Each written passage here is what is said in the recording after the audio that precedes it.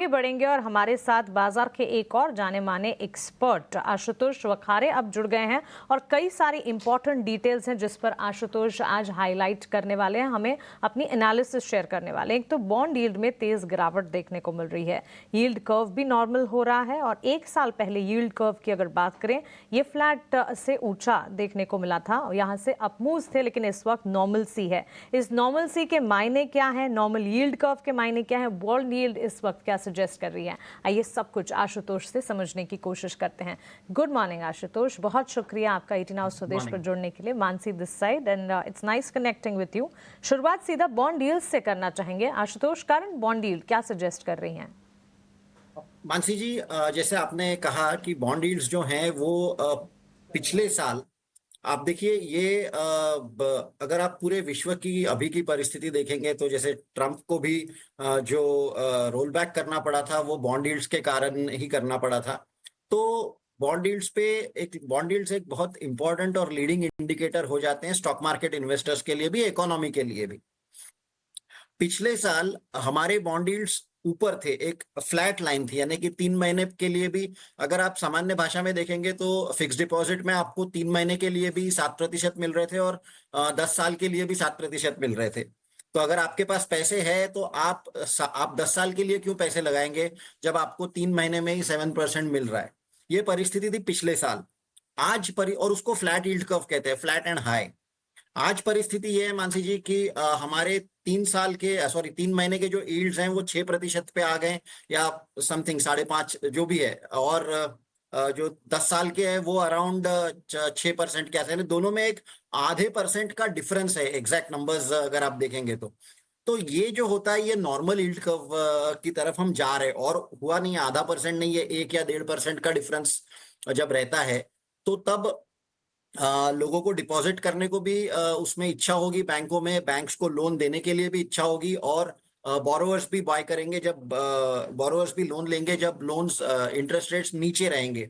तो ये सारी बातें एक बहुत स्ट्रांग और हेल्दी इकोनॉमी का इंडिकेशन, लीडिंग इंडिकेटर होता है। और जब भी ऐसा यील्ड कर्व हुआ है लो और नॉर्मल, उसके बाद शेयर बाजार में अगले 1 साल में या 2 साल में अच्छी लंबी तेजी देखी गई है, क्योंकि इकोनॉमी में चालना होती है। तो 2003 के पहले भी ऐसा था, या 2008 में भी। So that is what is the implication. यहाँ पे बात कर रहा हूँ। यहाँ पे जो है आपने तो यील्ड कर्व के बारे में बता दिया कि जो करंट सेटअप है यील्ड का, अगर हम सिंप्लीफाई करें हमारे दर्शकों को, कि करंट यील्ड लेवल के जो मूवमेंट्स आ रहे हैं उससे जो है अगले 1 से 2 साल में जो स्टॉक मार्केट्स है वहाँ पे एक अच्छी रैली हो सकती है 1 से 2 साल में। तो अभी करंटली यील्ड कर्व क्या यही सिग्नल कर रहा है? और अगर एक बार दर्शकों को आप ये भी बता दीजिए कि यील्ड कर्व का रिलेशनशिप कैसे होता है इंटरेस्ट रेट्स के साथ। एक तो दर्शक एज ए इन्वेस्टर जो स्टॉक मार्केट के वो भी आपको सुन रहे हैं, और एक जो दर्शक है जो इन्वेस्ट करते हैं एफडीज में वो भी आपको सुन रहे हैं। तो इन दोनों के लिए जो आप पार्ट बाय पार्ट करके एक बार ज़रा इजी समझा दीजिए कि करंट लेवल्स पे क्या है, आपको क्या बेनिफिट होगी और क्या आपको जो है कॉशन रहना है, ज़रा बताएं। जी, बहुत धन्यवाद, आपने मुझे विस्तार में बताने के लिए अनुमति दी, क्योंकि थोड़ा लंबा उत्तर रहेगा।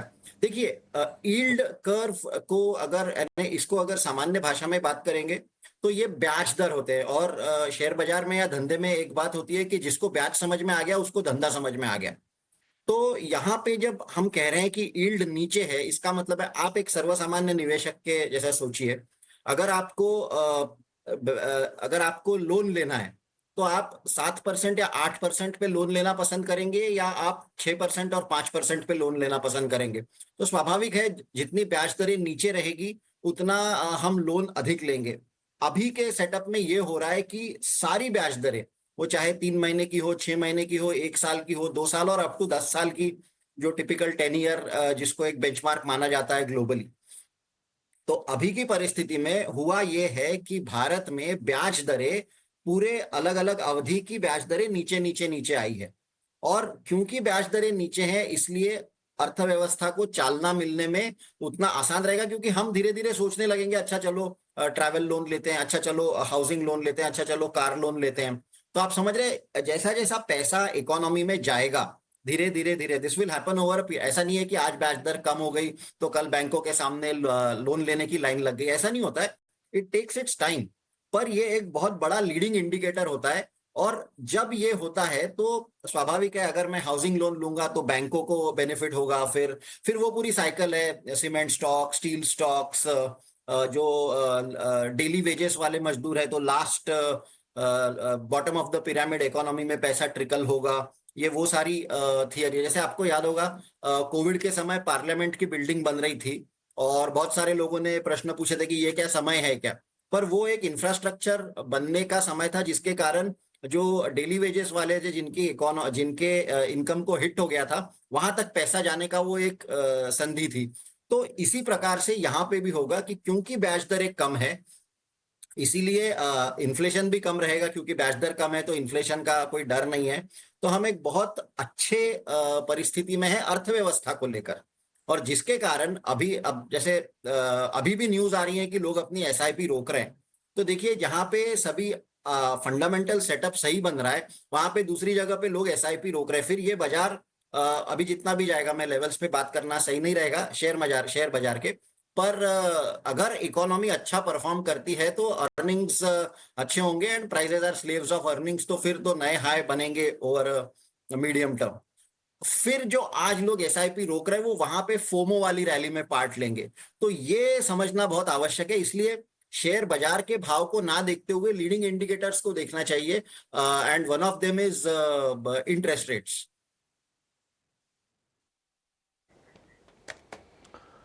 ठीक है आशुतोष जी, आपने बड़े विस्तार से समझाया और आपकी खासियत ही यही कि मतलब इतनी गूढ़ चीज़ें होती है ना, जो शायद जो लोग फाइनेंस की और इकोनॉमी की जो जटिल शब्दावली है उससे परिचित नहीं है, आपने उनको भी गाइड कर दिया। एक चीज़ और आपसे समझना चाहेंगे कि अमेरिका में मूडीज़ ने क्रेडिट रेटिंग डाउनग्रेड की है और वहाँ पर हम देख रहे हैं कि बॉन्ड यील्ड के प्राइसेस थोड़े नीचे आ रहे हैं, यील्ड्स ऊपर जा रहे हैं।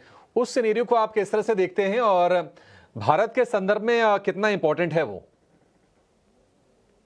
जी, ये बहुत इंटरेस्टिंग पॉइंट है कि अमेरिका का एक ट्रिपल ए रेटिंग, जो मूडीज एक लास्ट था कि जिसने ट्रिपल ए नहीं निकाला था उसने भी निकाल दिया, और उससे अभी देखो क्या होता है कि अमेरिका के बॉन्ड यील्ड्स कितने ऊपर शूट। पिछले बार जब अमेरिका के बॉन्ड यील्ड शूट हो गए थे, तो अभी आपने क्योंकि भारत का उल्लेख किया और अमेरिका का उल्लेख किया, तो यहाँ पे हम ऑपरेशन सिंदूर के बात किए बिना हम नहीं कर सकते, क्योंकि आप देखिए पिछले 2-3 दिनों में बहुत सी ऐसी चीजें हो गई है, जैसे कि यूएस के पैनल पे तथाकथित लश्कर ए तोयबा के कुछ व्यक्तियों को बैठाया गया, या भारत के आमों को वापस भेज दिया गया।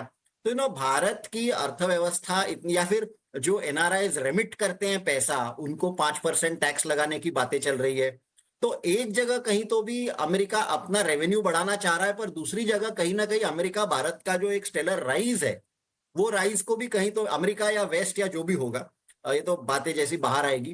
तो ये हम एक बड़े इंटरेस्टिंग सिचुएशन में है कि यहाँ पे हमारी यील्ड कम हो रहे हैं, हमारे यहाँ महंगाई का कोई प्रॉब्लम नहीं है, और पैरेलली अमेरिका के बॉन्ड यील्ड्स बढ़ने की संभावना है, क्योंकि उनका क्रेडिट रेटिंग कम हो गया।